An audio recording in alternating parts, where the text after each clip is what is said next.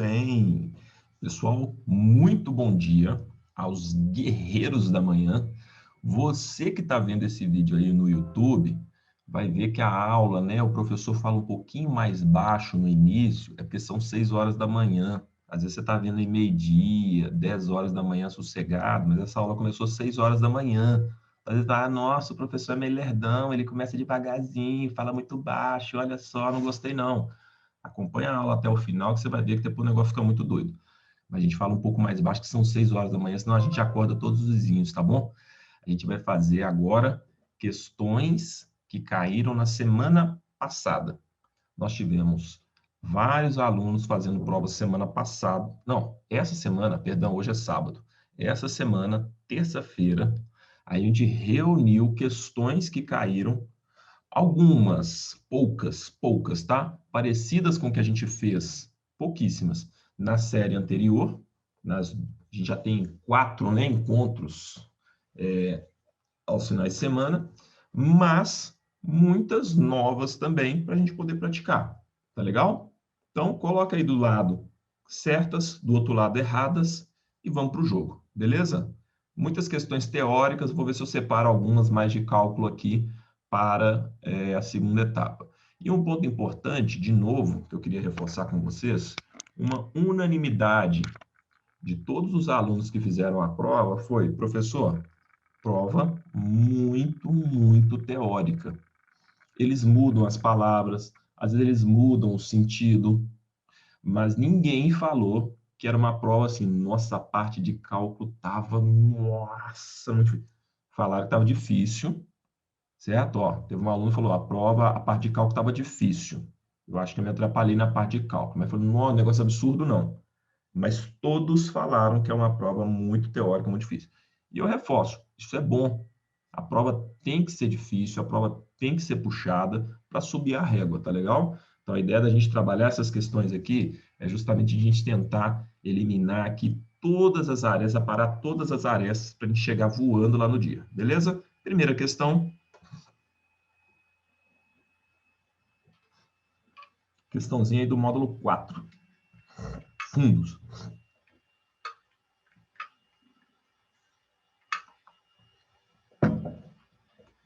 Apareceu não? Vai aparecer agora. Primeira questão para vocês aí na tela. Muito bem, pessoal. Muito bem. Olha que questãozinha boa para você errar na prova. Se você não tivesse visto aqui. Olha só. Olha o Papai do Céu te salvando aqui. Com relação ao resgate em fundos fechados. Aí você tem na sua cabeça o seguinte, opa, fundo fechado é aquele que não permite resgate. Ele pode resgatar somente na liquidação, no vencimento, no encerramento, na amortização. Beleza. O que é uma amortização, né, de um fundo fechado? Imagina que comprou lá um fundo imobiliário, o fundo comprou lá vários imóveis, certo? Casas, prédios, isso aqui é um fundo fechado. Tá legal? Então, no momento que o fundo ele abriu para captação, colocou lá dinheiro, ele captou o dinheiro, ele fecha o fundo. Ninguém mais entra, ninguém mais sai. Só que aí o fundo está lá rolando, beleza? De repente ele vendeu esse imóvel aqui. E o fundo não vai comprar nenhum outro imóvel. O que ele decide fazer? Ele decide fazer o que a gente chama de uma amortização. A amortização é uma devolução do dinheiro aos cotistas. E ele continua com esse imóvel aqui, ó. Aí chegou lá no final, de repente ele vendeu metade desse prédio aqui. Ele faz uma outra amortização. Aí depois ele vende essa outra metade aqui. Aí o que ele faz? Ele liquida o fundo, ele encerra o fundo. Ele não precisa entregar o dinheiro para os cotistas só no final, ok? No momento que ele não tem mais os ativos, ele pode ir fazendo já as amortizações. Então, o que confunde o aluno é que ele marca aqui, ó, a grande maioria foi aqui, ó, irá ocorrer somente na data de liquidação. Beleza, tem essa informação. Na liquidação, no encerramento, no vencimento ou na amortização. O correto irá ocorrer na data de liquidação, ou seja, no vencimento, no encerramento do fundo, e também em uma eventual amortização das cotas, que é exatamente isso daqui que eu estou passando para vocês. Um fundo ele pode ir se encerrando aos poucos, então ele vai pagando os cotistas. Presta atenção, o cotista não está resgatando, tá legal? Ele não tá chegando lá, ó, me dá aí o meu dinheiro. Não, o fundo está amortizando e pagando as cotas, o valor aos cotistas. Tá legal? A letra C não tem nada a ver, pode ocorrer a qualquer momento. Então, isso aqui espero que ninguém tenha marcado. E aqui fala, irá ocorrer somente em uma eventual amortização das cotas. Então, aqui ele pega um pedaço, aqui ele pega o outro pedaço. Qual é a mais correta? A mais completa, que junta as duas, a letra B. Irá ocorrer na data de liquidação ou em uma eventual amortização das cotas. Questãozinha fácil para você errar, dando glória no dia da prova. Então aqui, ó, já vou começar com aquilo que vocês adoram de paixão, ó. Caiu, acabei de receber informação do aluno que está participando agora. Essa questão caiu na minha prova. Estou descobrindo agora que eu errei. Muito bem. Mas é uma questão boa de errar também. Questão relativamente, né, pequena, fácil, mas às vezes a gente vai viciado na prova só na liquidação. Então, é um complemento aqui, beleza? Marquem essa daí. Próxima. De cálculo. Pô, professor, de cálculo agora, estou debaixo da coberta, professor. Saca sua HP aí, bota a luzinha do celular. Ou então já chega acendendo a luz da casa toda. Pá, acende a azul. Todo mundo, ai, meu Deus, o que você está arrumando aqui no quarto, no meio do quarto, o patrão, a patroa aí? A galera tá ligada. Bem, Patrícia. Pessoal, esse tipo de questão, na altura do campeonato, para quem vai fazer prova semana que vem, a gente vai ter uma turma caprichada fazendo a prova semana que vem. Esse tipo de questão a gente não pode deixar passar. Tá legal? Porque é esse tipo de questão que te salva. Que muitos erram, certo? Que às vezes não tem o domínio da matemática, não praticou, mas a gente não pode errar, beleza?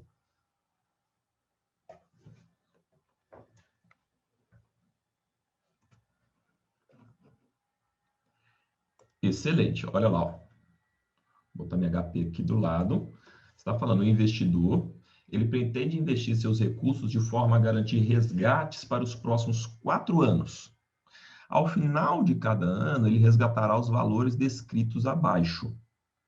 Aí tem lá o primeiro ano, segundo, terceiro, sempre tenham atenção para ver se não tem um buraco aqui, né? Lembra daquela questão que a gente faz assim, ó, 1, 3, 4, 5.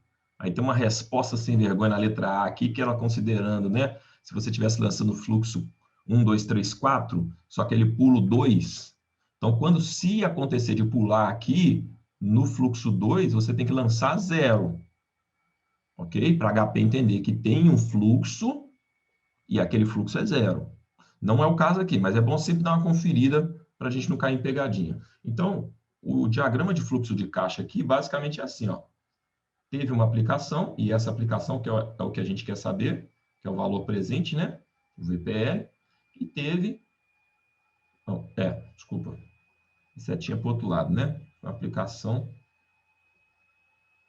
Na verdade é assim, ó. Teve uma aplicação aqui, que é o nosso PV, beleza? E teve resgates, 4. Então, você vai lançar os resgates, vai colocar a taxa de juros, que é 6,5, e vai chamar o PV. Que, no caso, como aqui é um fluxo não uniforme, você vai chamar o FNPV. Vamos lá? Olha só. Zerando HP, sempre. Vamos lançar aqui o primeiro fluxo, 10 GCFJ, 20 GCFJ, 35 GCFJ, 50 GCFJ, 6,5 e quem eu vou chamar? FNPV, 94, 863 e 73. Resposta correta, letra D. Sem mais comentários. É um fluxo direto, lanço o resgate, lanço a taxa, chamo o valor presente. Ok? Ponto final. Todos que marcaram aí acertaram. Então, esse tipo de questão a gente não pode deixar passar, beleza? Isso aqui é uma questão do módulo 2. Estou destacando hoje para vocês aqui um módulo que representa esse tipo de questão. Essa aqui é aquela parte de finanças, que eu falei que cai em 4 questões na prova. Geralmente, uma de VPL, uma de TIR, aí nas últimas estava caindo de TIR modificada, que a gente fez em sala de aula, é semelhante àquela, tá? Estava caindo uma de saque, beleza? Uma de saque e uma de desconto, aquela do IPVA, do imposto que você tem que pagar antecipado, lembram? Que a gente já fez aqui algumas vezes também. Muito bem, próxima. Depois que a gente respondeu, eu volto, tá, Gustavo? Muito bem, gente, olha só. Essa daqui está falando, de acordo com a nova classificação Ambima para fundos, os investimentos estão divididos em 3 níveis. Aqui está falando sobre aqueles níveis de classificação de fundos da Ambima. Então, a Ambima, ela pegou aquela classificação CVM e tentou organizar, ok? Então, ela organiza em 3 níveis que a gente tem que lembrar que é o CRE, que é o CRE, tá certo? O que é isso? Classe, risco, estratégia. Estratégia.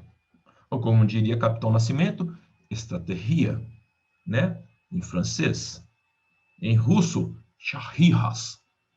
Em japonês, a xinshinha, tá? Professor que é cultura também, viu? Você pode pesquisar. Então, você tem que saber, essa daqui tem que saber, pessoal, na ordem. Então, vamos lá.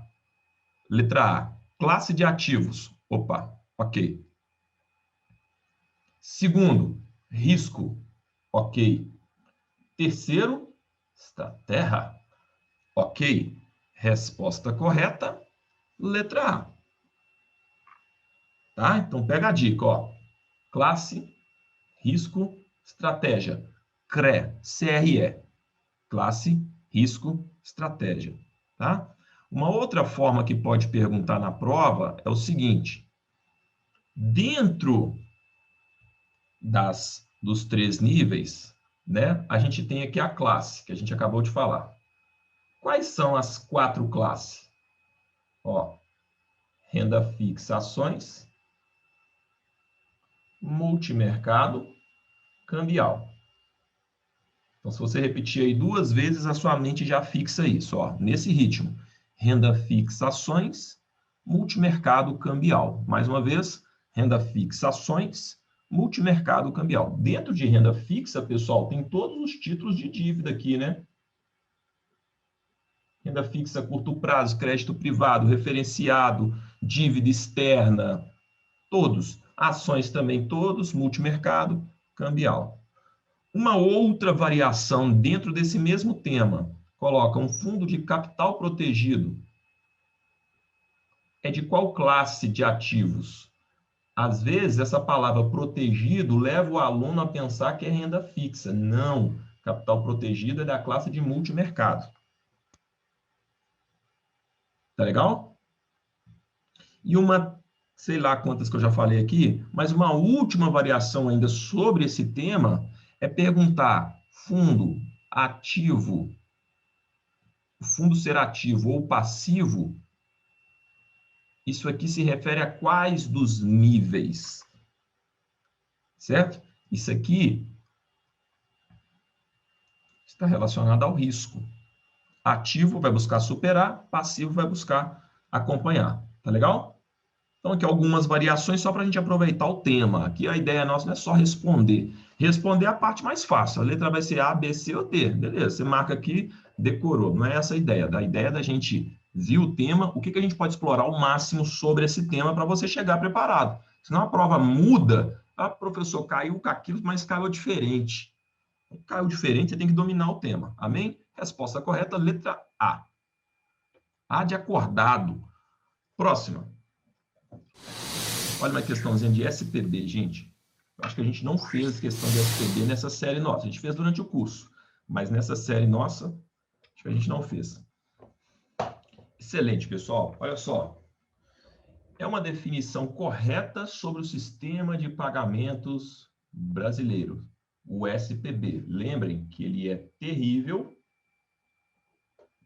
contra os riscos. Que tipo de risco que ele combate? Principalmente o risco sistêmico, tá? O SPB é quem processa todas as operações no mercado financeiro, TED, DOC, pagamentos de contas, boletos, ok? Aí alguns alunos perguntaram assim, professor, será que vai cair sobre Pix na prova? Pode cair, ué, vai estar dentro aqui do SPB.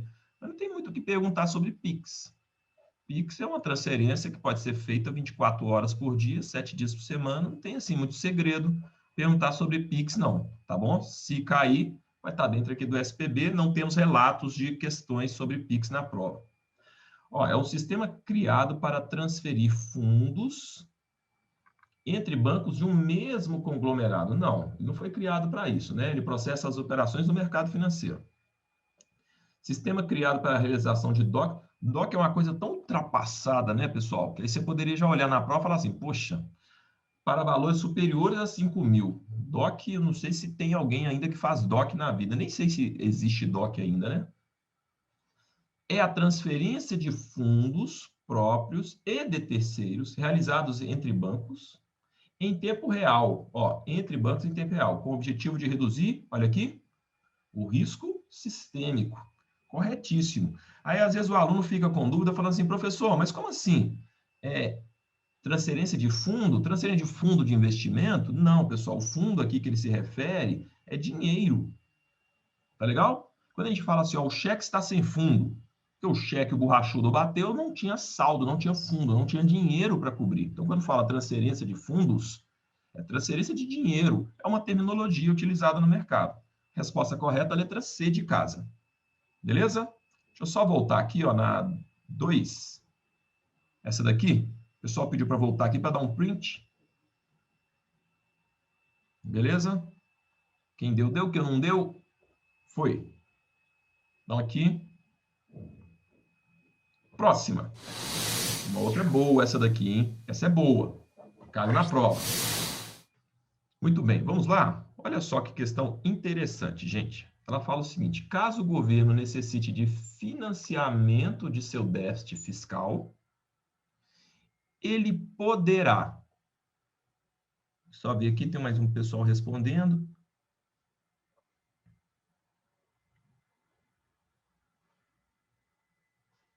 Muito bem. Então, olha só.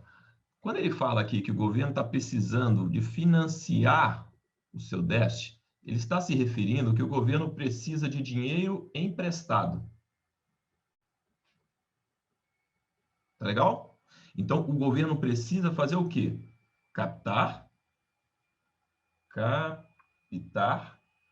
recursos no mercado. Tá legal? Então, ele precisa tirar dinheiro do mercado, captando dinheiro para o governo. Tá legal? Então, ele tem que pegar esse dinheiro, e esse dinheiro tem que ser uma forma de captação para o governo. Tá legal? Então, vamos pegar assim, né? Só aproveitando que a gente está falando sobre o tema, quando um banco precisa captar dinheiro, o que, que o banco faz? O banco emite um CDB. Isso aqui é o banco. O banco pode emitir uma LCI. Quando uma empresa precisa captar dinheiro, ela emite uma debênture. Pode ser que emita um CRI, um CRA. Então, tem várias formas de se captar dinheiro. A mais comum é fazendo emissão de títulos de dívida. Cada um com a sua característica. Tá? Então, uma que você não pode ter dúvida, a que você não pode ter dúvida é, para o governo financiar o seu déficit, ou seja, para ele captar dinheiro, a principal estratégia é vender títulos públicos. Tranquilo? Essa aqui você não pode ter dúvida. Por essa daqui, você já elimina a letra C. Tá legal? Por essa, você já elimina a letra C.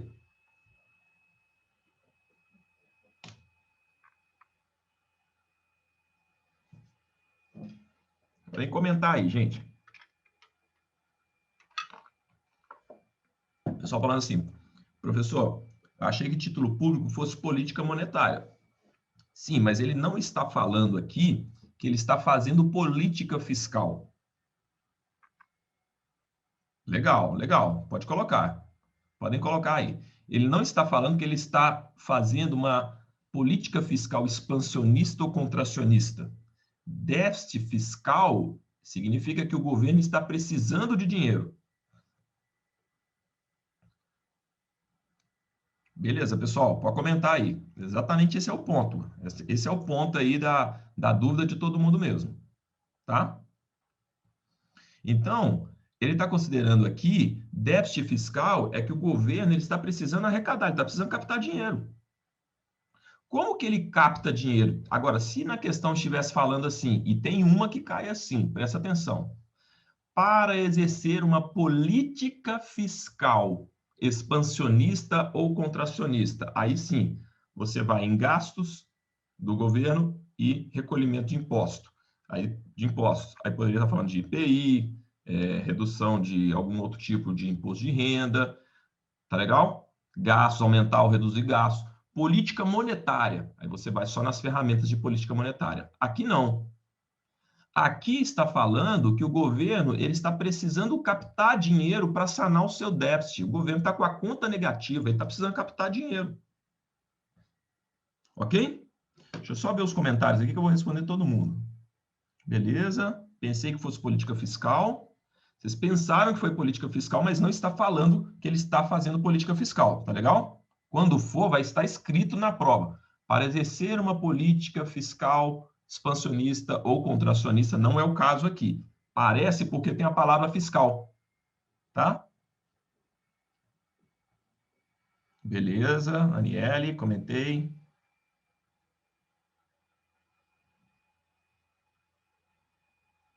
Ótimo. Então, o que eu quero mostrar é que não é a letra C. Eu marquei o X aqui, não é a letra C. Por quê? Vender títulos públicos é uma forma que o governo precisa captar. Ó, ele precisa financiar. Financiamento é o quê, gente? Empréstimo. Então, é uma questão boa que eu estou trazendo para vocês, que aparentemente ela é fácil, tá legal? Aparentemente ela é fácil, mas ela tem ali uma questão de interpretação que a prova coloca ali meio que numa dupla interpretação para tentar confundir. Então, financiamento, o que ele quer? Ele quer dinheiro emprestado. Empréstimo. Beleza? Como que o governo pega dinheiro emprestado? A primeira, né, e principal é vendendo o título público. Ele coloca o título público no mercado e recebe de volta o quê? Dinheiro. Tá? Então, ele emite títulos públicos. Ponto. Então, eliminou ali. A segunda, ele coloca assim: reduzir tarifas e barreiras de importação. Isso aqui, para captar dinheiro, o governo, eu não estou vendo, né? Não sei se vocês conseguiram entender, enxergando o que que isso faz com que o governo capte dinheiro. Não, muito pelo contrário. Se você reduz tarifas e barreiras para importação, você vai favorecer para que os investidores comprem produtos do exterior. Quando você compra produto para o exterior, você está mandando dinheiro lá para fora. E está trazendo mercadoria. Então, essa daqui não tem nada a ver. Essa não tendo nada a ver, olha só, você já elimina essa e essa. Tá legal? Mas se o cliente incentivar a importação, não gera imposto, não sei. Ele não está falando que está. Ele não está falando que ele está. Como é que é? Não, olha só. Mas se o cliente incentivar mas se o governo incentivar a importação, não gera imposto, olha o que ele está fazendo aqui, ó. Ele está reduzindo essas tarifas aqui, né? Vamos entender como se fosse imposto, se ele quisesse dizer imposto. Se ele está reduzindo imposto, significa que ele está arrecadando menos. E o que ele está querendo? Ó, ele está querendo arrecadar mais, gente. Vamos supor que você ficou na mega dúvida nessa daqui. Não, essa daqui eu acho que é a política monetária. Então, deixa eu ajudar vocês também para poder entender melhor esse tipo de questão. Olha só, como que às vezes você ficou na dúvida, mas uma te ajuda a matar todas. Você ficou na dúvida nessa. Concordo. Essa daqui tem que ficar na dúvida mesmo. Ah, professor, isso aqui eu acho que é política monetária. Eu acho. Tá legal? Estou na dúvida. Aí você lê a 2 fala o seguinte: ele vai reduzir tarifa e barreiras para importação. Então, você está falando que vai trazer produtos, só que a tarifa que o governo cobra para esses produtos vai ser menor. Então, o governo ele está abrindo mão de receita. E o que o governo está precisando, pessoal? Ele necessita de quê? De financiamento, ele está necessitando de dinheiro. Ah, Davi, mas aí vai importar mais, ele vai ganhar no volume. Isso aí é a gente que está deduzindo. Mas se ele está reduzindo tarifa, ele está arrecadando menos. Isso aqui é só uma forma, né, de você tentar aliviar para quem importa. De repente o dólar está muito alto, imagina o dólar está R$ 7, tá? Só uma suposição, o dólar está R$ 7. Está desfavorecendo muito as importações. Ele fala assim, ó, se você for importar, eu vou fazer uma renúncia fiscal aqui para você poder continuar importando. Mas o governo vai arrecadar menos. Tá legal? Então, por essa daqui, você já mata. Olha só, você elimina essa, você elimina essa e você elimina essa. Sabendo que a 2 está errada. Por quê? Presta atenção no conceito. Ele precisa de quê? De dinheiro, pessoal. Quando o governo precisa de dinheiro, ele não faz nenhum alívio tributário. Muito pelo contrário, ele aumenta a tarifa, ele aumenta o imposto. Vocês concordam com isso que eu falei? Se não concordar, pode colocar aí no chat. Vamos discutir. O local onde você tem condições de discutir é aqui. Porque lá na hora da prova, você vai ficar assim, ai meu Deus do céu, você vai discutir com você mesmo. Tá ok? Por essa daqui você já matava. Aí você já sabe, por eliminação, que a 3 também vai estar errada. Ó, aumentar o depósito compulsório. Davi, mas aumentar o depósito compulsório não seria, presta atenção aqui, ó. Você tem aqui o banco, certo? O cliente coloca aqui R$ 1.000 no banco. Vamos imaginar que o compulsório ele passou de 20% para 40%. Significa que 40% desse valor vai ficar retido junto ao Banco Central. Ok? Logo, o banco vai poder emprestar os outros 60%. O banco vai poder emprestar 600. Só que esse valor que fica retido junto ao Banco Central, pessoal, isso não é arrecadação do governo, não. O governo não pode utilizar esse dinheiro que está lá no depósito compulsório, não, viu? Isso não é financiamento, pelo amor de Deus. O dinheiro que o governo consegue utilizar é esse daqui, ó, da venda de títulos públicos, porque aí ele pegou dinheiro emprestado. O recolhimento compulsório é uma retenção do dinheiro que é do banco. Ele não vai, eu vou pegar o compulsório aqui e vou financiar a minha dívida pública. Jamais pode fazer isso, não detona os bancos. Tá ok? Então, recolhimento compulsório é uma forma de você reter parte do dinheiro para limitar o dinheiro em circulação. Então, essa daqui a gente já sabia que estava errada, porque quando você elimina essa, essa e essa, sobrou só essa. E a 4, ó, que faz todo sentido. Não tem como você marcar que essa está certa e essa também, ó. Essa aqui está reduzindo e essa aqui está elevando. Elas são opostas. Tá legal? São opostas. Resposta correta, letra B. Deixa eu ver aqui os comentários. Não caberia recurso nessa. Não sei se foi uma pergunta ou se foi uma afirmação, mas essa aqui não caberia recurso. Pode ficar tranquilos. Se aumentar, estaria correto? Sim, como a 4 está correta. O aumento do compulsório, se tivesse em alguma questão, ele entraria como correto também? Ah, tá. Somente na... Isso. Somente na política monetária. Se estivesse falando política monetária contracionista, o aumento no compulsório seria, sim, uma ferramenta contracionista. Cabe mais alguma das situações que estudamos? Então, as outras são tradicionais, né? Então, vender título público, elevar impostos. Para captar dinheiro é isso, gente. Para captar dinheiro é isso. Agora, se tivesse falando sobre política fiscal contracionista, se tivesse, tá? Presta atenção. Política fiscal contracionista. O que poderia ter além disso daqui, ó? Reduzir gastos. Reduzir gastos. Porque quando o governo reduz gastos, ele coloca menos dinheiro na economia. Mas reduzir gasto não significa que o governo vai financiar. Lembra o seguinte, financiamento você está pegando dinheiro emprestado. É isso, esse que é o ponto dessa questão. Tá legal? Mas se estivesse falando de política fiscal contracionista, reduzir gastos também entraria. Combinado, pessoal? Importante, é uma questão que aparentemente é simples, mas caiu com uma variação na prova interessantíssima. Olha só, se caísse na prova de vocês, a grande maioria erraria. Que bom que vocês estão errando em sala de aula. Então, se ficou com dúvida, pessoal, tenta eliminar. Olha aqui, uma eliminação básica que vocês teriam aqui, embora pareça difícil, se vocês utilizarem estratégia na prova, ajuda muito. Olha só a estratégia. Como que você pode marcar que para arrecadar ele eleva imposto e reduz tarifa? Ah, professor, mas eu não sabia o que é tarifa. Tarifa é imposto. Tarifa e barreira para importação, quem que cobra tarifa? Quem cobra tarifa é o governo. Se o governo tem o poder de reduzir tarifa, ele vai arrecadar menos. Então, essas duas aqui, elas são apostas. Então, você tem que escolher uma e outra. Entre reduzir tarifa, que é arrecadar menos, e elevar imposto, você vai elevar imposto. Então, se essa está errada, olha como é que você já mata a questão. Ó. Essa você tem certeza que está certa? Tem. Olha lá, ó. Ela está aqui. Aí você ficou na dúvida nessa. Mas por eliminação, você vai nela. Poxa, mas venda de título público é política monetária. Ai, meu Deus do céu. Mas você tem certeza que é elevar imposto e essa daqui está errada.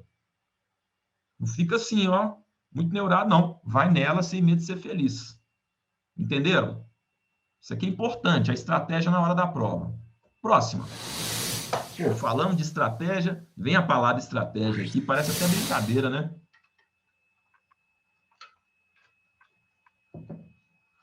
Essa aqui também caiu, essa a gente não fez nessa nossa série aqui. Tem lá no Simulator, né? Os nossos alunos aí do curso tem essa questão no Simulator, mas em sala, nessa série, a gente não fez essa questão. Estou trazendo questões novas aqui para vocês.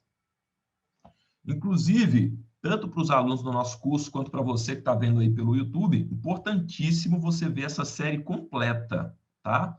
A gente está no episódio 5 de 6 que a gente vai fazer.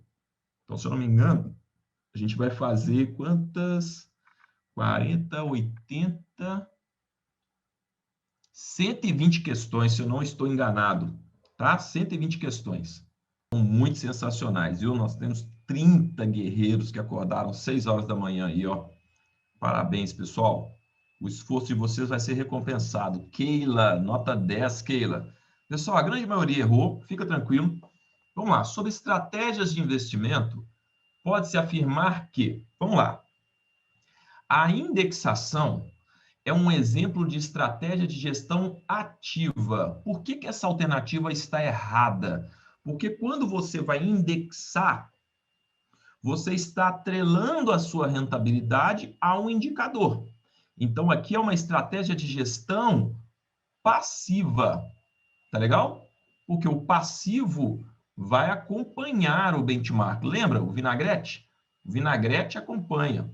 Vinagrete acompanha o benchmark. Indexado, fundo indexado. Então, você tem um índice no qual você acompanha ele. Tá claro aqui por que essa tá errada? À medida que eu for falando, vocês podem comentar aí. Pô, tá beleza. Ou não entendi, não concordo. Você tem total direito de não concordar aqui. Na hora da prova, concordando ou não concordando, o máximo que você pode fazer é pedir recurso. Aqui começa as grandes dúvidas, né? A estratégia de gestão passiva, como nós falamos, o que o passivo faz? É o vinagrete. O que o vinagrete faz? Ele só acompanha o benchmark, busca obter alfa. O seu erro está aqui, porque você não lembra o que é alfa. Gerar alfa é você gerar um ganho acima do mercado. Então, esse é o conceito de alfa. Alfa, ganho adicional, ganho acima do mercado. Tá legal? Tá claro o que é gerar alfa, pessoal? Só, gerei um alfa, gerei um ganho adicional. A aplicação busca um alfa de X. A aplicação busca um ganho adicional de X. Então, por vocês terem esquecido essa terminologia técnica que é o alfa, o que significa alfa, é que vocês erraram. Então, sabendo agora o que é alfa, gestão passiva busca obter alfa não tem o menor sentido, concordam? Porque se ele vai buscar acompanhar o benchmark, ele não vai gerar alfa. A alfa é quando eu gero um ganho acima do mercado. O mercado é o benchmark. Tá legal? O mercado é o benchmark. Então, alfa é ganho acima e o gestão passiva é o vinagrete. O vinagrete só acompanha. Retorno próximo ao benchmark. Então, essa está errada. A letra C fala a gestão ativa. O que é o gestão ativo? Gestão ativa vai buscar superar. Superar quem? O benchmark. Tem como objetivo, olha o erro grotesco aqui, gente, ó, acompanhar. Acompanhar quem? Acompanhar o vinagrete, acompanhar o passivo, acompanhar o retorno de mercado. Tá legal? Então, presta atenção. Ativo, supero. Passivo, acompanho, ó, indexado. Passivo, eu acompanho. Então, tá totalmente errada essa. O que vai estar correto e o porquê? Agora que a gente entendeu o conceito. A gestão semiativa. Pô, Davi, aí tem até aqui, ó. Nunca ouvi falar de semiativo, mas que bom, tá vendo aqui em sala de aula agora. Combina indexação, aí, opa, tu é passivo. Legal. Parte dele é passivo. Com, ó, indexação mais geração de alfa positivo. Olha que legal. Geração de alfa. Então, ele é passivo, parte dele é passivo e parte dele é ativo. Por isso que ele é chamado de semiativo. Concordo que o semiativo, ele não é 100% passivo e não é 100% ativo. Então, eu não posso falar que... O que eu não posso falar? Que passivo busca alfa. Não, passivo busca acompanhar. Indexar, indexado, indexador. É uma referência que você está colada nela. Ativo, ativo supera, não tem relação. Gestão ativa busca superar. Aqui está falando que busca acompanhar. Não tem relação. Ó. Passivo com alfa, não. Ativo com acompanhar, não. Indexado com ativo, não. O semiativo é o quê? Ele tem um pedaço da carteira atrelado a um indexador, indexado, e a outra para gerar alfa, para superar. Então, por isso que ele é chamado de um semiativo. Seria um vinagrete com farofa. Beleza?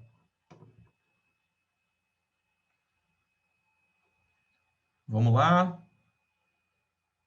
Entenderam, então, o que é o indexado? Eu sabia que A e C não era. Beleza, já é um bom. Não me lembro da terminologia semiativa, então eu não lembrava do que era alfa. Então, não lembro da gente ter visto semiativa. Não vimos semiativa mesmo. Mas ficou claro agora. Qual o nível dessa? Essa não é difícil, mas é muito de interpretação. Você elimina facilmente indexado com ativo, passivo com alfa. O que você precisaria saber aqui é só lembrar que alfa significa ganho superior, mais ganho em relação ao mercado. Se você lembrar o que é alfa, matava essa questão, tá? Próxima. Essa a gente já fez, mas caiu nessa semana. Estou trazendo aqui para vocês novamente. Não é para decorar, mas é para a gente, né, não esquecer na hora da prova. Então, pessoal, até colocando para vocês, nem tudo que vai cair na prova a gente viu no exato detalhe. Nossa, mas teve um detalhezinho. Nem no nosso curso, nem em nenhum curso. Se você pegar a apostila nossa inteira e ler, vocês vão ver que em algum lugar lá vai ter falando sobre algum tema relacionado ao que caiu. Só que é desnecessário.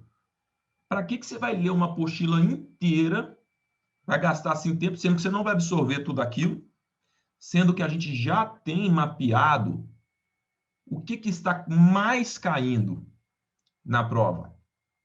Tá legal?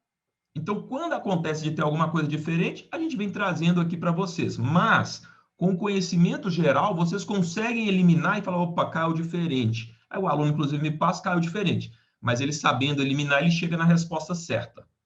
Tá legal? Essa daqui, tranquilo, ó. Caso o investidor procure um fundo de renda fixa que vise replicar, ó, réplica significa acompanhar. Replicar significa, na minha época, que eu era mais novo, falava isso aqui, ó, remedar. Lembra dessa terminologia? Remedar? Fulano tá me remedando, tá me remedando. Imitar.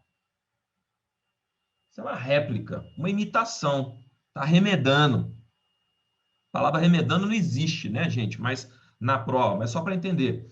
A evolução de uma carteira de títulos públicos indexados ao IPCA. Então, a gente sabe que o título público indexado ao IPCA é a NTN-B. Se você souber isso, você vem aqui, ó, B com B, formou par. Oi! Mas tá certo, Lombardi, ó. IMA-B. O IMA-B, ele vai pegar a média dos títulos públicos atrelados à inflação, ou seja, a média das NTN-Bs. Atrelada à inflação, o B que é B de Brasil, a inflação oficial do Brasil é o IPCA. Porque a gente tem o IMA-C, que ele nem é negociado mais, esse C aqui é C de casa, o índice que mede os aluguéis, né? A gente faz essa relação, é o IGPM, mas a prova aqui deixou bem claro que ele quer um indexador atrelado ao IPCA. IPCA, NTN-B, resposta correta, letra A. O IMA-S é S de Selic, o IRFM é de renda fixa, tá? Pré-fixado. Próxima. Gente, essa daqui, ela vai trabalhar aquela nossa dica marotíssima do Diadim. Se você ainda não domina o Diadim, pratique. Aí aqui não tem outra forma, gente, a não ser praticar. Tá legal? Não tem. Ele está perguntando assim, com relação às etapas do planejamento financeiro, então isso aqui, ó. Etapas do planejamento financeiro. Beleza? Quais são as etapas? É um processo. Primeira coisa que eu faço é definir o relacionamento. Beleza? Depois, definir, combinei, eu vou coletar informações. Informações. Coletei as informações, eu faço o quê? Eu vou analisar essas informações. Certo? Ó. Análise. Análise do quê? Dessas informações. Analisei as informações, avaliei, beleza? Agora eu vou desenvolver.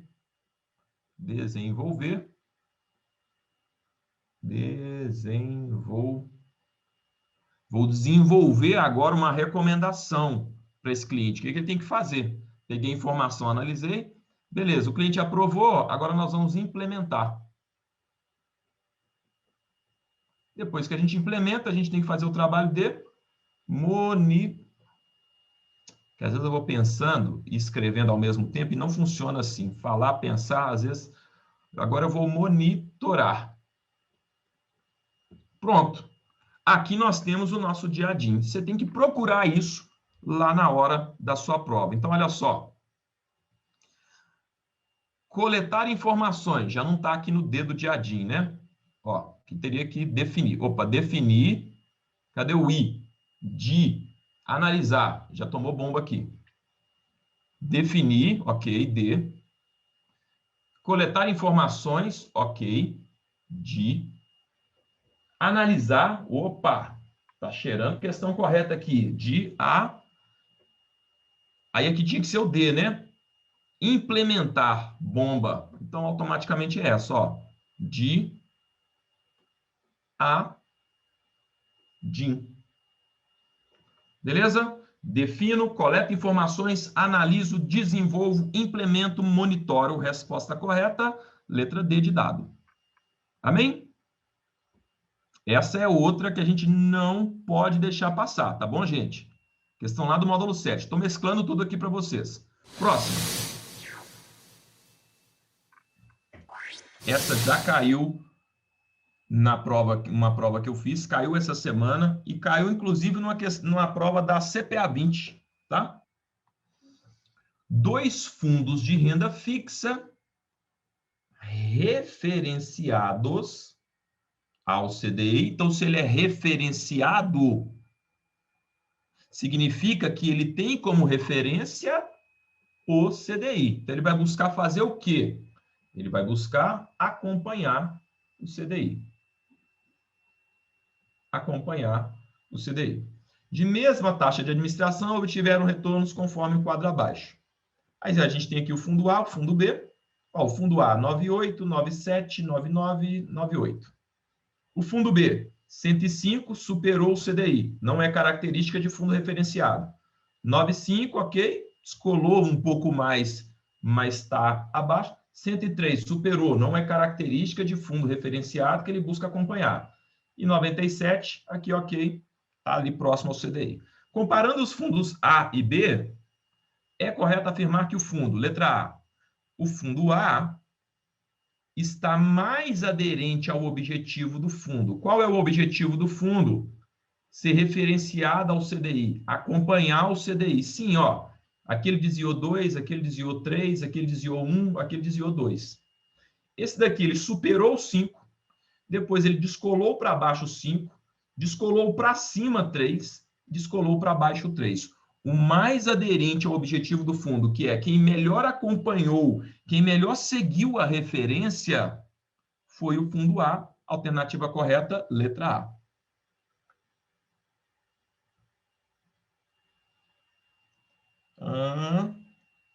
Ah, tem essa. Fundo alavancado, pessoal. O pessoal está perguntando aí, ó, fundo alavancado. Fundo B é um fundo alavancado. Não tem como eu afirmar que ele é um fundo alavancado. Eu poderia afirmar que ele é um fundo ativo. Tem características de fundo ativo. Por que, professor, que ele tem características de fundo ativo? Olha aqui, ó, fundo ativo não busca superar o benchmark. Correto? Ele busca superar, que ele está superando o benchmark. Mas eu não tenho como afirmar que ele é alavancado, porque o fundo alavancado é aquele que vai expor mais do que o patrimônio do fundo a um determinado mercado. Tá? Tem até uma questão, aquela que fala, né? O fundo teve um retorno de 15% e ele estava alavancado em 200%. Aí o fundo apresentou uma queda. Tá certo? Ele teve um retorno negativo de 15 e ele estava alavancado em 200. Dando um exemplo, né? Qual que foi a queda? Então, seria 15, enter, na conta, né? 200% mais. Então, vai dar quanto? Aqui vai dar 45. Não é 15 vezes 2. 15 vezes 2 é 100%. Tá legal? Eu tenho 15, ganhei 100%, eu ganhei mais 15. Olha o raciocínio matemático, como que muitas vezes ele te engana. As pessoas pensam que 200% é 2 vezes. É 2 vezes mais. 100 vezes. Se eu ganho 10 mil e meu salário foi aumentado em 100%, eu ganhei mais 10 mil. Se eu ganho 10 mil e o meu salário foi aumentado em 200%, eu ganhei mais 20 mil. Beleza? Então, é mais uma questão de interpretação matemática, né, do que dificuldade. Mas essa daqui seria atrelada à alavancada. Não é o caso dessa questão aqui. Olha lá, minha irmã disse que caiu CFP, essa que está comentando. Por isso que eu falo com vocês, ó, o CEA já é meio caminho andado aí para o CFP. Se você parar no tempo, está desperdiçando aí seu dinheiro e seu tempo. Próxima. Essa questão a gente já fez algumas vezes, caiu na prova, estou trazendo para vocês de novo. Excelente, pessoal. Olha só, conforme o quadro abaixo, se o investidor decide aplicar 20% na ação X e 80% na ação Y, qual será o retorno esperado? Então, tira as informações. Ó, o X ele tem um retorno esperado de 15. O Y tem um retorno esperado de 20. Aí ele está falando, se você aplicar aqui no X, ó, 20%, perdão, se você aplicar no X 20%, E se você aplicar no Y 80%, qual vai ser o retorno esperado? É isso. Dá para fazer de cabeça, né? Dá para fazer de cabeça. Ó, 20% de 15 vai dar 3. 80% de 20 vai dar 16. 16 mais 3 igual a 19. Como também dá para fazer na HP, tá? Se você não confia, não tem problema nenhum. Só você fazer isso aqui, ó. Na HP, ó. 15, Enter. 20 soma mais. Depois 20, Enter. 80 soma mais e pede a média, ó. Vai dar os mesmos 19. A média ponderada. Repetindo aqui para vocês, ó. 15, o retorno esperado. Se eu aplicar 20% nele, o peso. Depois, 20, Enter, o retorno esperado. Se eu aplicar 80%, lancei o peso. Pede o G, 6, que é média ponderada. Mas neste caso aqui dá para fazer de cabeça. Se você não quiser fazer de cabeça, joga no HP. Tá bom? Então, o retorno esperado. Mas, Davi, e essa correlação? Nessa questão, não foi necessário utilizar a correlação nem analisar ela para nada. Beleza? Próxima.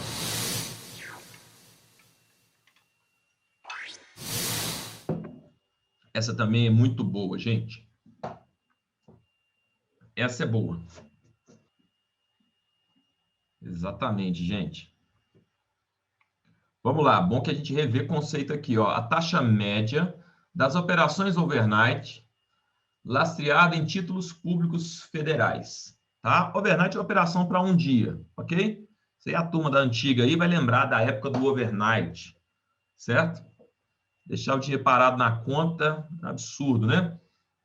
Mas olha só, ele está querendo saber a taxa média das operações lastreadas em títulos públicos federais por um dia, ela gera qual taxa? Então, vamos pegar aqui, primeiro, vamos por eliminação. Aí, isso aqui é bom que você vai testando conceitos. Como que eu apuro a TR? Ela vai pegar a média. Espera aí, gente. Ó, média dos títulos públicos federais. Ah, professor, então é essa, calma. Dos títulos públicos federais, ó, pré-fixados. Quem não lembra, aproveite para recordar.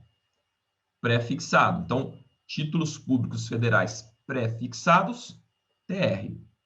Tá legal? A TR ela vem da TBF, que é esse mesmo conceito aqui, tá?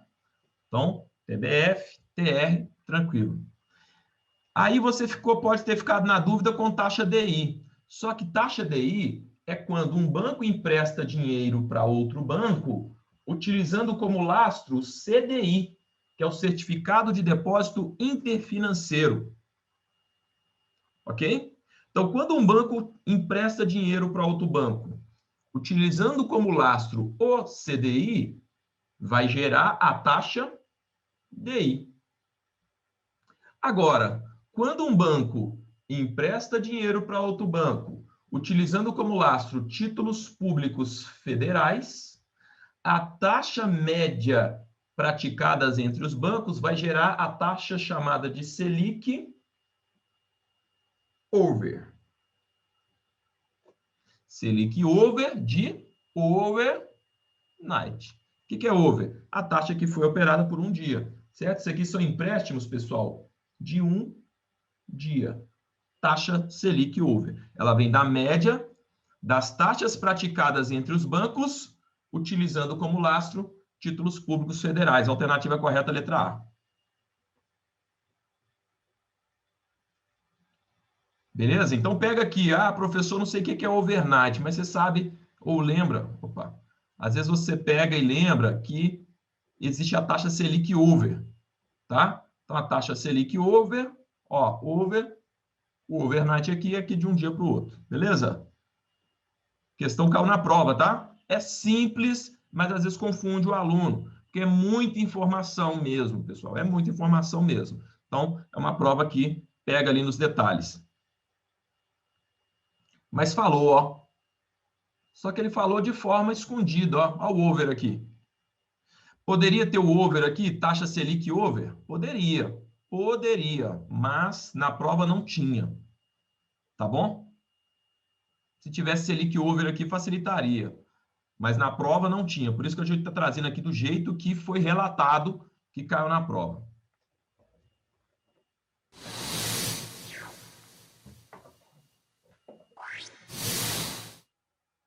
Podemos afirmar que, aí a gente tem que ler, depósitos de alto valor realizados, em espécie para compra de obra de artes e aeronaves são considerados operações suspeitas.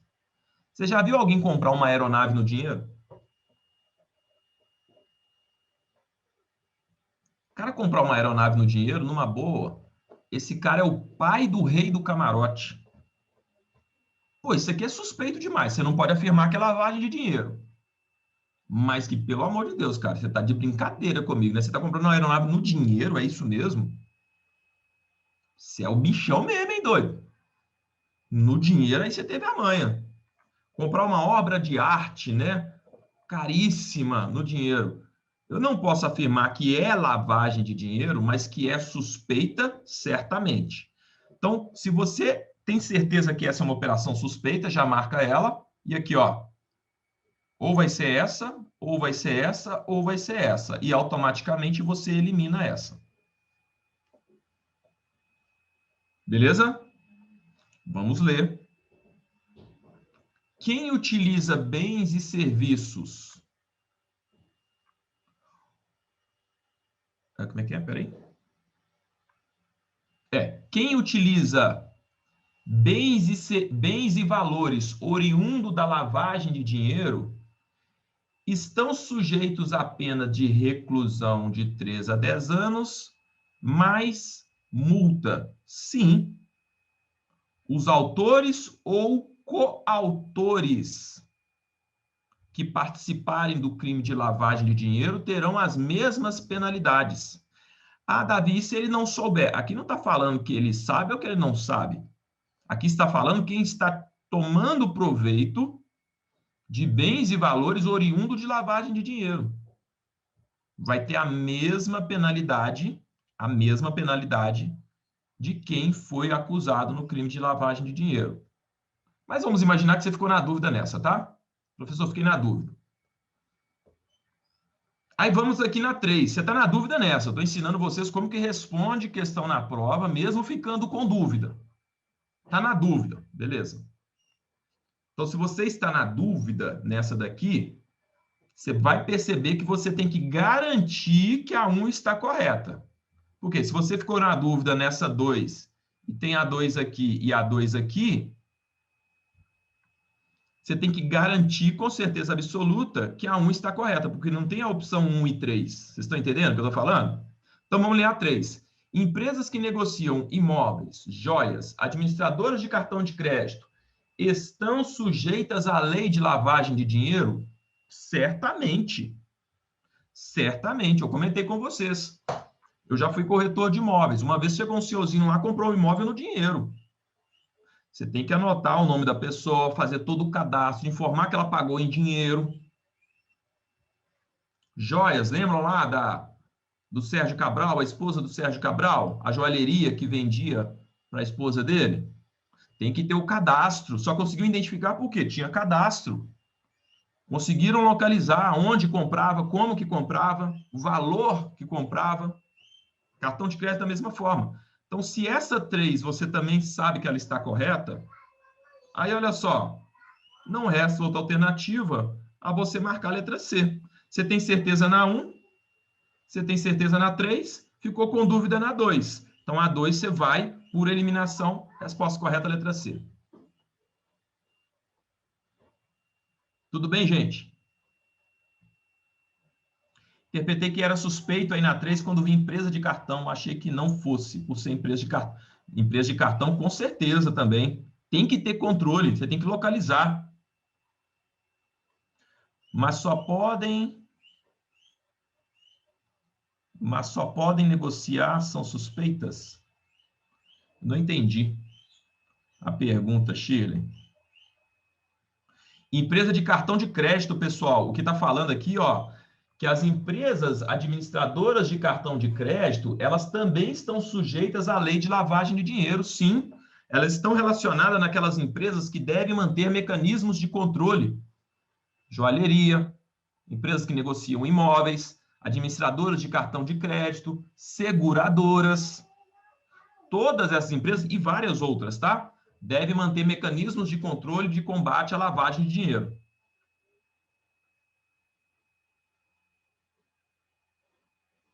Ah, entendi. Só porque negociam imóveis, joias, são suspeitas? Aqui não está falando que elas são suspeitas, tá? Está falando aqui, ó. Está falando que empresas que negociam, aí fala as atividades, estão sujeitas à lei de lavagem de dinheiro. Não está falando que elas são suspeitas. O que fala que é suspeito é aqui, ó. Quem compra aeronave e obra de arte com dinheiro. A atividade de comprar com dinheiro que é uma atividade suspeita. E aqui na 3 fala que essas empresas estão sujeitas à lavagem de dinheiro. Lembra da questão, ó? Sobre lavagem de dinheiro. Então, lavagem de dinheiro trata de quais empresas devem manter mecanismos de controle e estão sujeitas à lei de lavagem de dinheiro, quais são as operações suspeitas, qual é a penalidade e a multa. Beleza? Se o cara gasta milhares de reais no cartão e paga em dinheiro, ele pode estar lavando dinheiro. Perfeito, perfeito, Rayan. Ele pode estar lavando dinheiro. Você falou a palavra correta. Se a gente falar assim, ele está lavando, é errado. Ele pode estar lavando, é correto. Beleza. Vocês entenderam essa do cartão de crédito, então? Ou Davi Office Boy ganha R$ 1.100. Davi movimenta no cartão de crédito 30 mil. Poxa, alguma coisa tem aí. É lavagem de dinheiro? Não sei, mas é suspeita.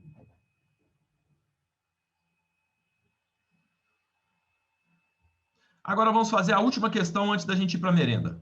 Questão que caiu essa semana. Gente, olha só. Naturalmente, o grande duelo está aqui. Você não pode marcar aqui nem aqui, que senão você está distante da realidade deste mundo, beleza? Então, a grande dúvida fica 1.300 ou 1.800. Aí fala assim, ó, uma madeireira comprou o insumo para a sua produção de 500, transformou esse insumo e vendeu por 1.800. Da ótica do valor, aí, pessoal, a questão está aqui, ó. O PIB, né? Ele tem duas variáveis. Ele tem a ótica do valor agregado, e a ótica do valor adicionado. Não, professor, mas adicionado. Mas que diferença que faz isso, né? Na ótica do valor agregado, é o quanto eu acrescentei ao PIB em relação ao que já tinha. Na ótica do valor adicionado, eu vou considerar o bem e serviço final. A grande maioria, muitas vezes na leitura rápida, marca 1.800 porque considera bens e serviços finais. Ok, eu entendo por que você marcou 1.800. Tá legal? Mas aí apareceu essa variação na prova, esse bendito do valor agregado. Então, o que é o valor agregado? O quanto eu agreguei. Eu já tive aqui um consumo de matéria-prima de 500, tá certo? Isso já foi contabilizado, tá? Porque essa madeireira aqui, quando ela comprou esse insumo, quem vendeu esse insumo para a madeireira registrou isso ali no faturamento dela.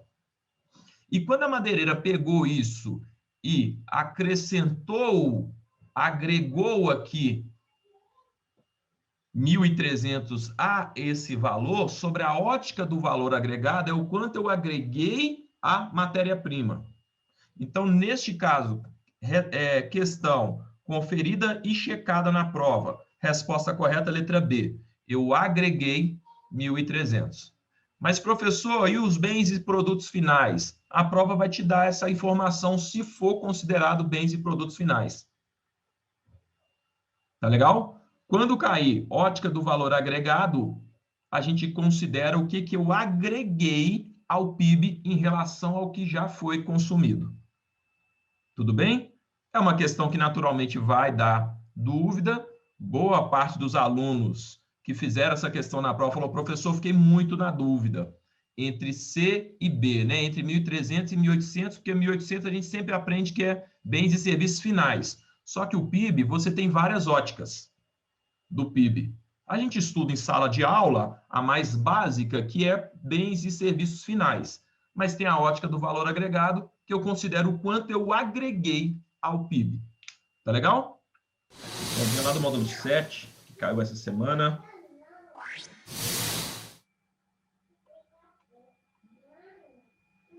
Boa, boa, boa, gente.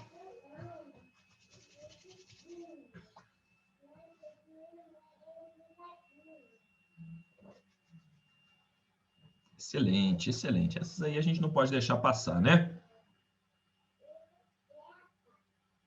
Em finanças comportamentais. Minha canetinha, deixa eu ver se está funcionando aqui.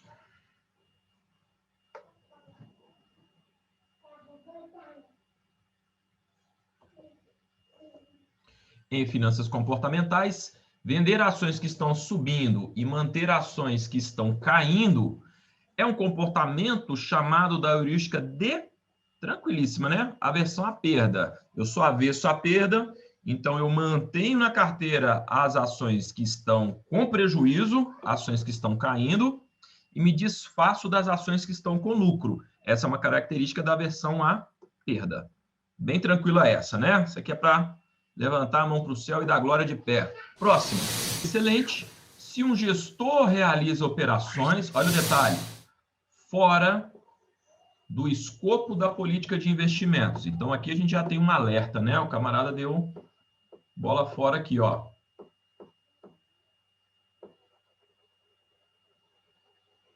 Alerta. E da legislação vigente, a responsabilidade, de quem é essa responsabilidade, que é o que ele quer saber, sobre eventual resultado negativo dessa operação recairia sobre quem? Sobre o gestor, certamente, e o responsável legal pelo fundo, que é o administrador. Então, gestor e administrador, alternativa correta, letra A. Tá, pessoal? Lembra, o administrador ele é responsável legal pelo fundo. O gestor foi quem fez, né, a infração, mas o administrador ele responde pelo fundo como um todo. Aquela nossa tradicionalíssima questão caiu na prova de novo, tá? Podem ler aí com calma, façam, né, as contas aí. Muito bem, gente, vamos lá nessa daqui, presta atenção. Essa daqui, ela tem caído nas provas, tá? Ela fala o seguinte, as informações aqui, essa a gente já fez lá no grupo também, o pessoal já mandou. Ela fala assim, ó, o senhor Geraldo, ele tem 2 milhões aplicado, e agora que ele se tornou viúvo, isso aqui é só para encher linguiça, né? Decidiu se aposentar, buscou aconselhamento de um consultor, o senhor Geraldo avalia que necessita de 120 mil por ano para manter o padrão de vida. Aí ele dá um somebody love aqui, isso aqui não tem nada a ver. Quanto que ele vai gastar para necessidade própria, quanto que ele vai gastar para a família. O importante é saber que é 120 mil ano. Aí o consultor detecta que Geraldo tem alguma aceitação a risco. Qual deveria ser a orientação de investimento de forma a atender o retorno desejado? Essa informação aqui é importante. Qual que é o retorno desejado dele? 120 mil ano. E ao nível de tolerância a risco para o senhor Geraldo. Aí considera as seguintes premissas. A inflação foi de 4,5. Aí olha só, ele já te dá o retorno real da renda fixa de 4. Então esse 4,5 aqui você não precisa considerar, porque o retorno real já é 4. Tá legal? Se ele te desse o retorno nominal, a inflação e te pedisse o ganho real, você tinha que fazer a conta, mas ele já te deu o ganho real de 4 e ele fala que o prêmio pelo risco de renda variável é de 10. O que é o prêmio? O prêmio é o quanto eu ganho a mais. Eu recebi uma premiação, é o quanto eu ganhei a mais do que eu já ganho. Então, o prêmio pelo risco é 10. Então, para investir na renda variável, vai ser 10 mais 4. Por que 10 mais 4? Porque 4 eu ganho sem risco. Para investir com risco, eu tenho quanto de prêmio? Não é 10 menos 4, 6. Prêmio é o quanto eu ganho a mais. Então, se eu já tenho 4 garantido na renda fixa, 4 mais 10. Peraí que eu escrevi errado aqui, ó. Então, aqui, ó, 10 mais os 4 da renda fixa, eu vou ter 14. Então, na renda variável eu ganho 14, na renda fixa eu ganho 4. Tá legal? Quais são os processos que eu tenho que fazer aqui nesta conta? Pessoal, não é complicado, presta atenção. Ele tem 2 milhões e ele quer ganhar 120 mil. Primeira coisa, quanto que 120 mil representa de 2 milhões? Essa é uma conta básica que eu tenho que fazer. Ok? Então, tem duas formas de você poder fazer essa continha aqui, tá? Tem duas formas que você pode fazer. Mas, pensa comigo, você quer saber o quanto que 120 mil representa em 2 milhões. Então, olha só, uma forma, você pega 120 mil, divide por 2 milhões. Divide, aí você multiplica por 100. Deu quanto? 6, 6%.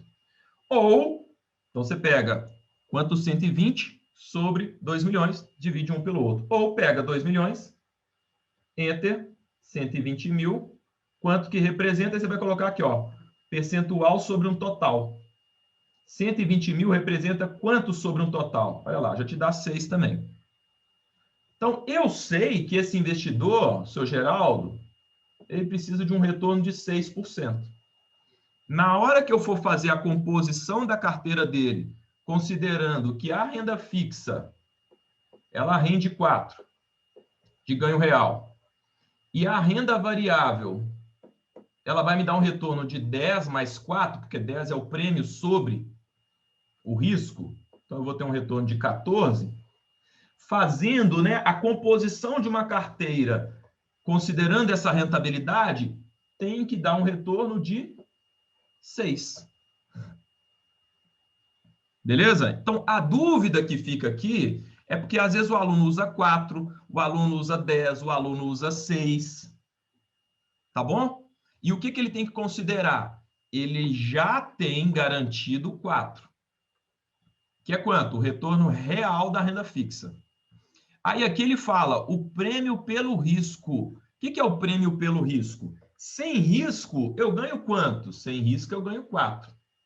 Para correr risco, o quanto eu vou ser premiado além do que eu já tenho para correr risco? Aí ela está falando aqui, ó, você vai receber um prêmio de 10.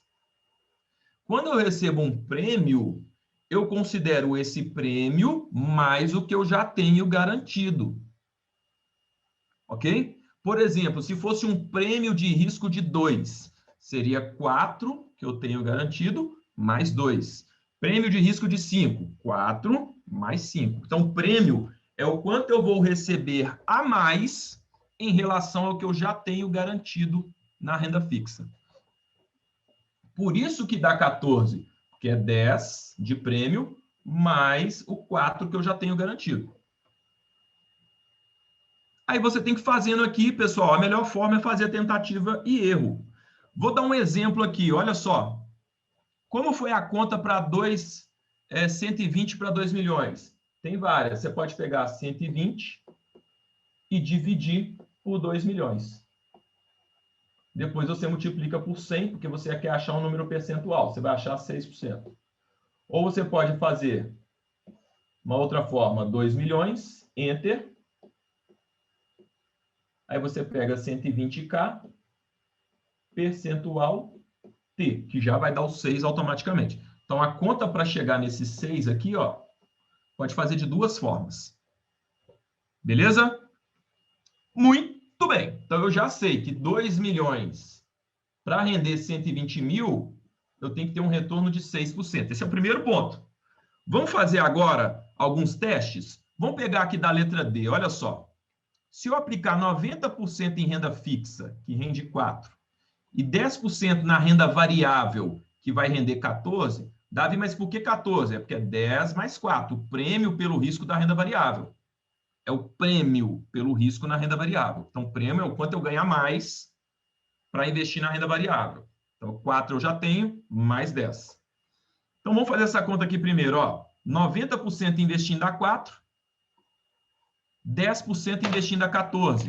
Então, você faz média ponderada. Olha aqui, ó. 0 HP, 4 Enter, 90, soma mais. Depois, 14 Enter, 10, soma mais. Eu vou chamar o G6, ó, G6. Deu quanto? 5.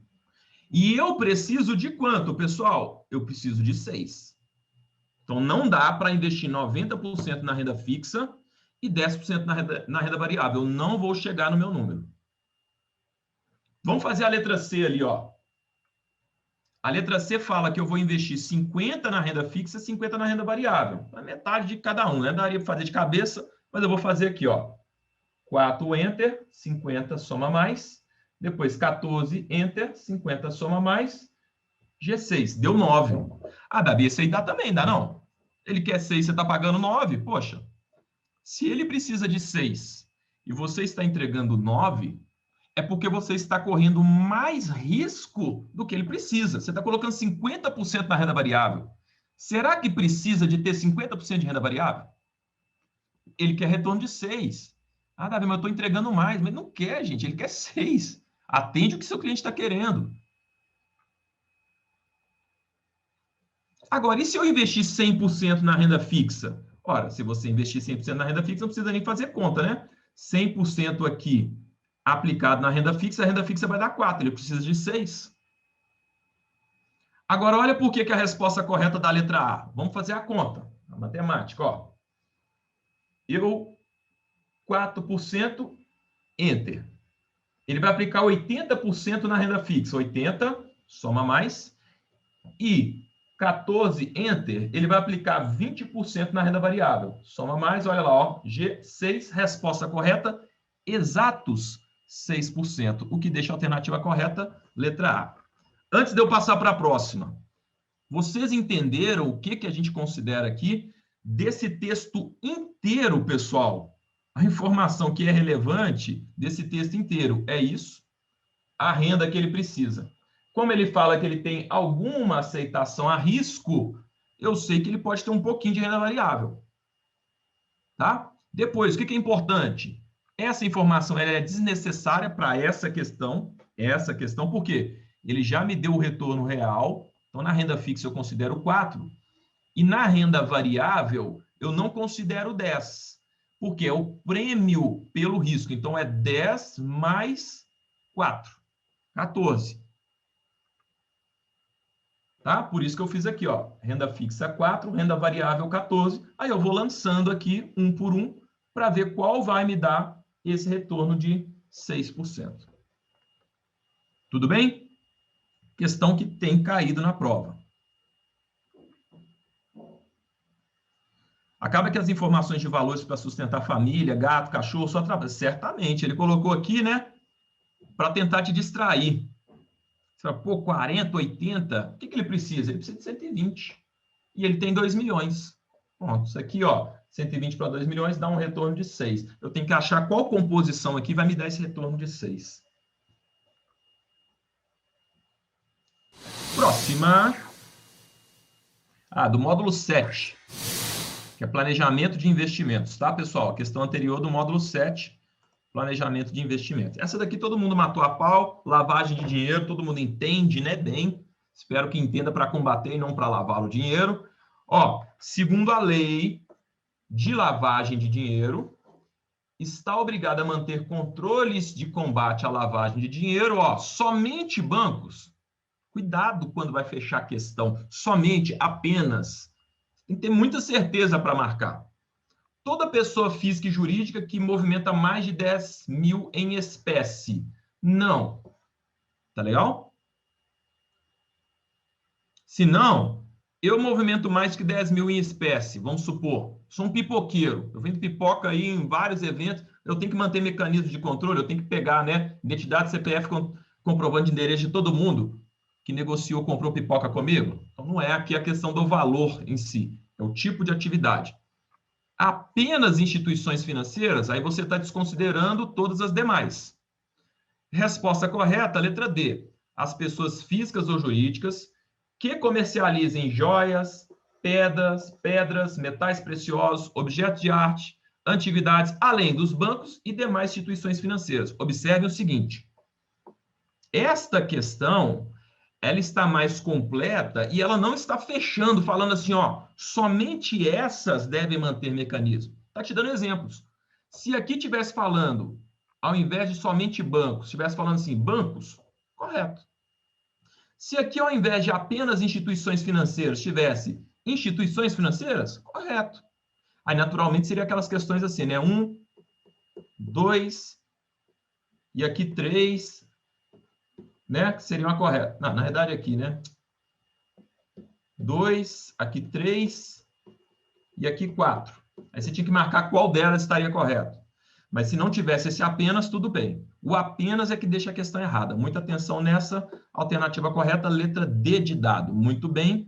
Questãozinha de cálculo para vocês. Não vou colocar a fórmula agora. Vou esperar um pouquinho, depois eu coloco para ver se vocês lembram da fórmula. Mas, de toda forma, a fórmula estará para vocês lá na hora da prova, tá?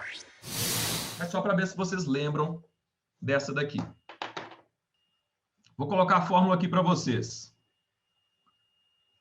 Então, olha só, o retorno... Opa, ficou muito forte ali. O retorno requerido, que era para ser um R, né? É igual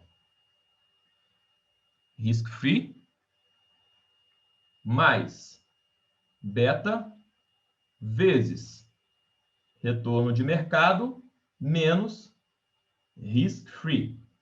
Essa conta aqui, lembrando que esta conta aqui, ó, nada mais é do que o prêmio.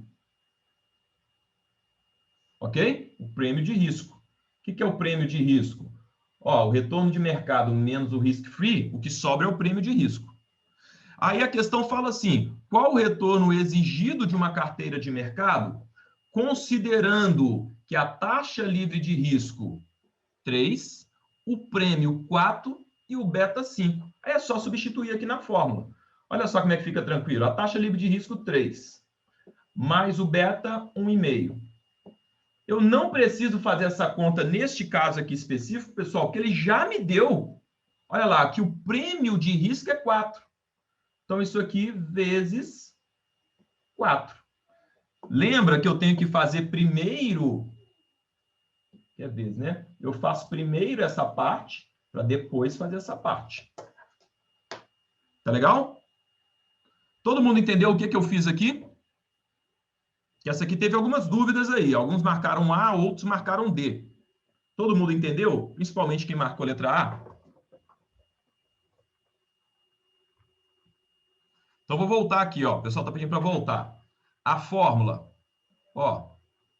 O retorno requerido, ele é igual risk-free, é o ativo livre de risco, mais o beta, vezes o retorno de mercado,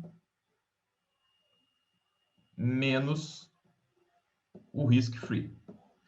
Importante salientar, mais uma vez, que essa conta aqui, ela vai me dar o prêmio de risco.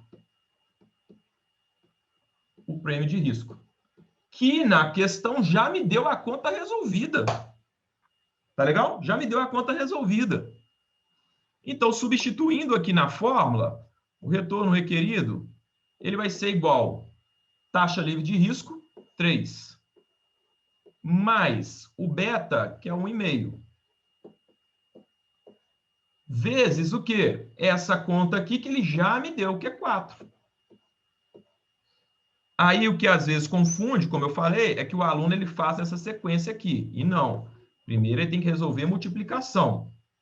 Depois você faz a soma. Então, quando você vai fazer a multiplicação aqui, ó, pela HP, 1,5, deixa eu zerar, 1,5 enter, 4 vezes, deu 6. 6, enter 3 mais, 9, resposta correta, letra D de dado.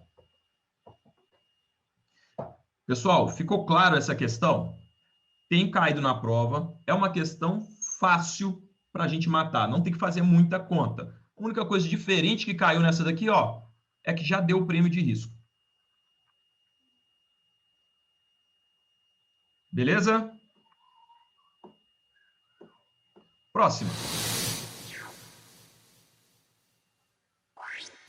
Muito bem, gente. Ó, o investidor possuía todo o seu capital investido em ações de uma companhia só. Concentração, né? Esse aqui, ó, tá mega concentrado. Nada diversificado, né? Ele resolveu vender todas as ações e comprar 5 ações de empresas de diversos setores. Opa, diverso. Me lembra diversificação. Beleza? Ao tomar essa atitude, esse investidor está diluindo, reduzindo. Que tipo de risco? O sistemático, lembra? O sistemático eu não consigo reduzir. O cara que é sistemático não muda. Aí eu tenho risco diversificável ou não diversificável. O não diversificável é a mesma coisa de sistemático. Risco legal não tem nada a ver. Se eu estou diversificando, eu estou reduzindo o meu risco diversificável. Ponto final. Por quê? Eu vendi uma ação, que ela estava muito concentrada, e comprei 5 de setores diferentes. Estou diversificando. Tá legal? Próxima. Excelente, gente. Olha, são exemplos de títulos de renda fixa americanos de curto prazo. Vamos entender aqui, ó. Nos títulos americanos, eu tenho os títulos federais, títulos públicos federais americanos. Opa. Títulos públicos federais americanos, né? Que aí eu vou ter, ó, a T-Bill.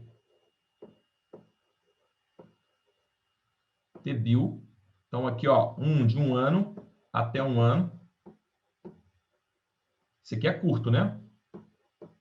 Beleza. Depois eu tenho a T-Notes. Lembra? Nota 10.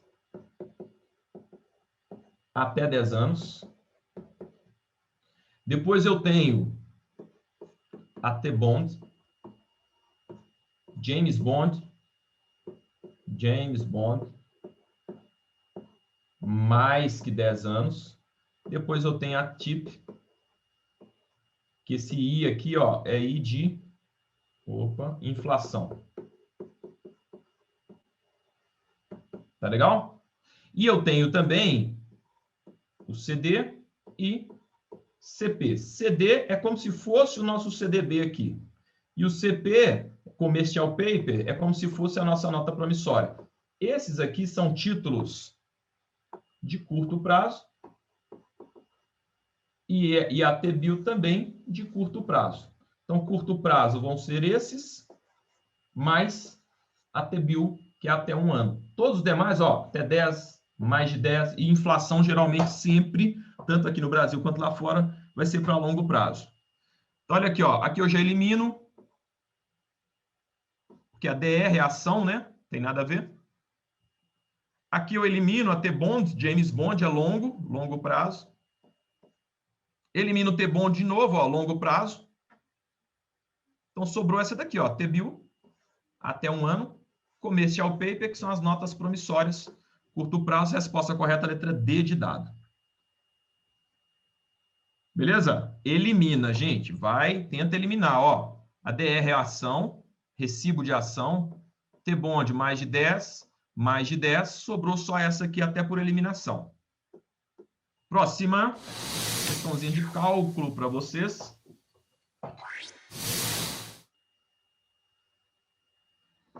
Excelente, vamos lá. Olha só.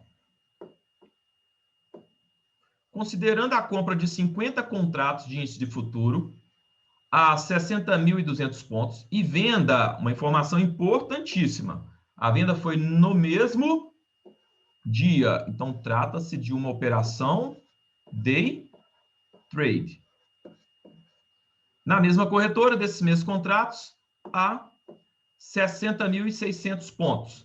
Qual o valor do IR na fonte. Então, primeiro você tem que conceituar imposto de renda em operações day trade. O imposto de renda em operações day trade. O imposto devido, ele vai ser de 20%. E o IR na fonte, aquela antecipação, ele vai ser de 1%. E aqui está perguntando o quê? O IR na fonte.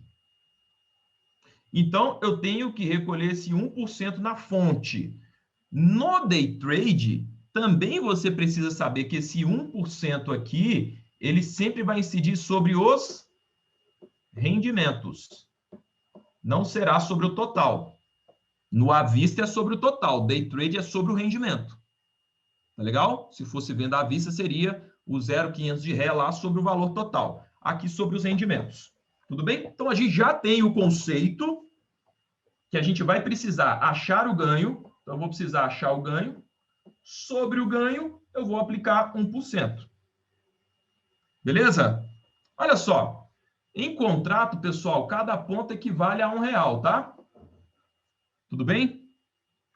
Aqui, você não precisa fazer conta para saber que foram 400 pontos. Ó, de 60.200 para 60.600, 400 pontos. Cada ponto equivale a R$1. Então, eu tenho R$400. Ah, Davi, é só isso? Mas são quantos contratos? São 50 contratos. Então, você vai fazer, ó, 400 enter 50 vezes. Deu quanto? 20.000. 20.000 foi o seu ganho. Sobre esses 20.000, você vai aplicar quanto? 1%. 200. Resposta correta, letra D de dado. Questão que está caindo na prova direto. Pergunto a vocês. Ficou claro o que a gente fez aqui?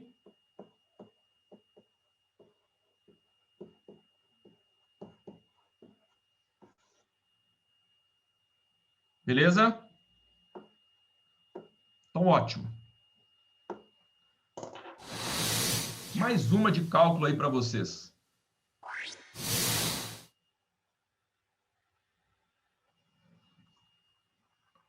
Os pontos é porque essa é a terminologia que utiliza para contrato futuro. Cada ponto equivale a R$1. É como se estivesse investindo R$60.200 e ele vendeu por R$60.400, só que ele fala em pontos.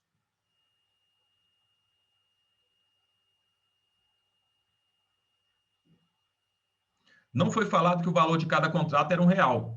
Não foi falado, mas cada ponto equivale a R$1. Está subentendido. Essa é uma informação que já é previamente, deveria ser previamente conhecida, tá, pessoal? Tem prova que vai falar, cada ponto equivale a R$1, mas não tem como, cada ponto equivale a R$2. Todo ponto de um contrato futuro equivale a R$1, tá bom?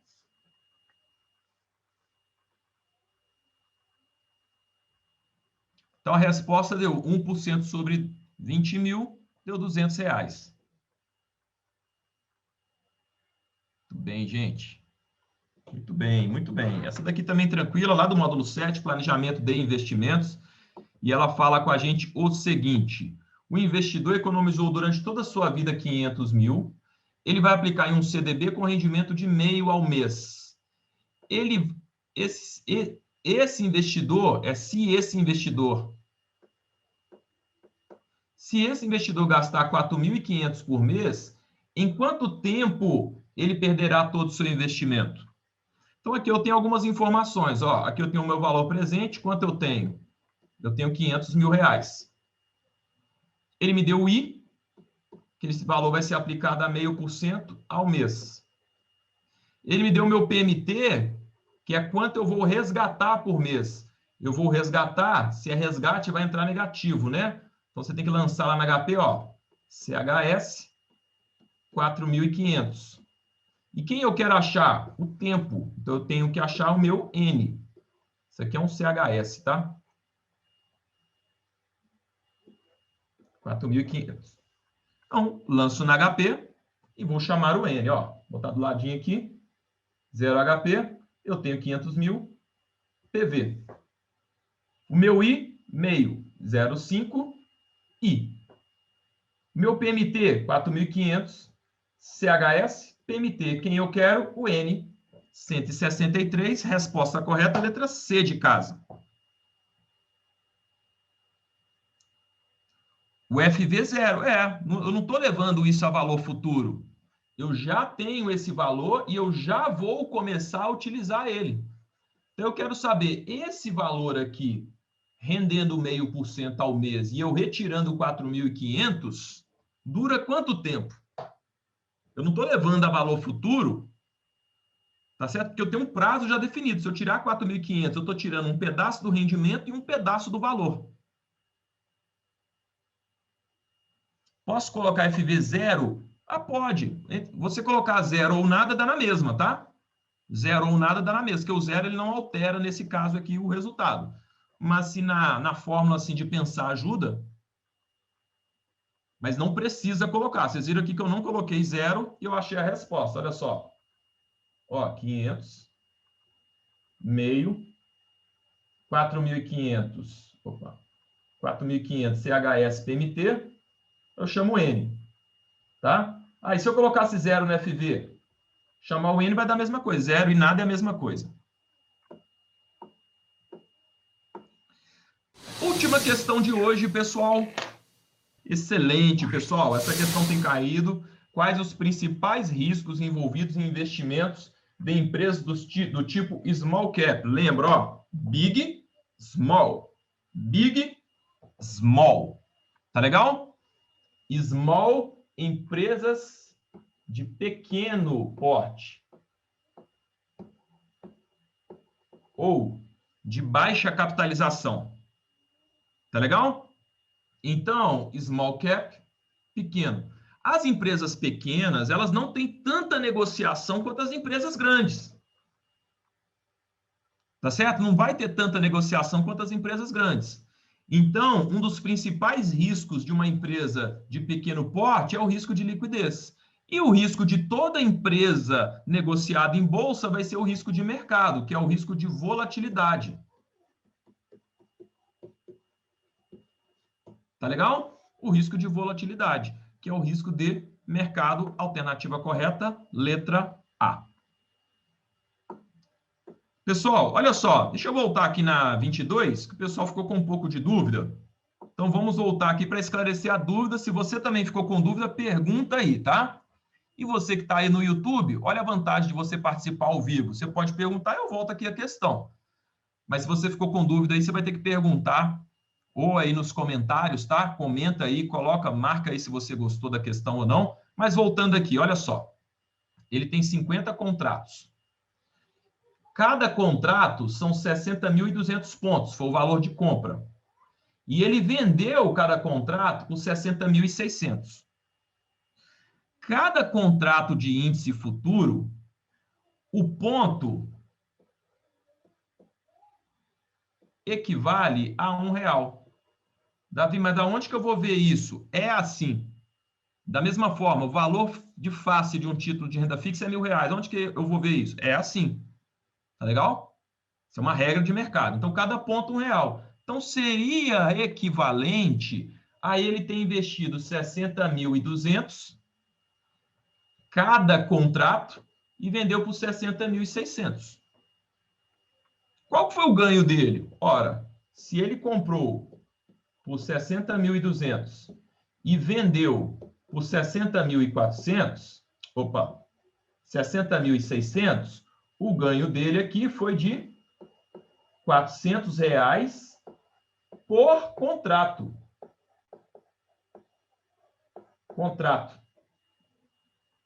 Beleza? Então, em cada contrato ele ganhou R$400. Como ele comprou 50 contratos, para eu saber o ganho total dele, o que eu tenho que fazer? Eu tenho que multiplicar 400 por 50. Então, se você pegar R$400 vezes 50 contratos, você vai achar o valor de R$20.000.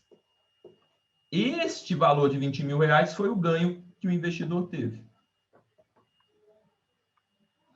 E como foi uma operação day trade, ó, no mesmo dia, o valor do IR na fonte Ó, na fonte, ele vai ser de quanto? 1%. 1% sobre 20 mil, nós vamos ter R$200, o que deixa a alternativa correta a letra D. Tá legal? Então, às vezes, o que pode confundir o aluno é essa questão de transformar pontos em reais, que é simples. Cada ponto R$1. Então, considera que ele investiu 60.200 por contrato, é 60.200 por contrato, tá ok? E vendeu por 60.600. Então, ele ganhou 400 por contrato. Multiplica por 50, 20 mil, 1% de 20.200. Tranquilo? Então, olha só, pessoal, uma dica que eu quero passar para quem vai fazer prova, na terça-feira que vem. Agora, conceito, exatamente, Tiagão, conceito. Se ali estivesse solicitando também os 20, como seria? 20% sobre 20 mil. Simples assim. O imposto total seria 20% de 20 mil e o retido antecipadamente na fonte, 200. Então, olha só, dica para quem vai fazer prova terça-feira. Agora, não dá mais para você abraçar o mundo. Você precisa focar nesse final de semana. Sábado, domingo, segunda-feira também dá para estudar. Sabe o que você faz na segunda-feira? Eu tenho até que parar de gravar, né? Porque eu dou umas dicas aqui fora do padrão.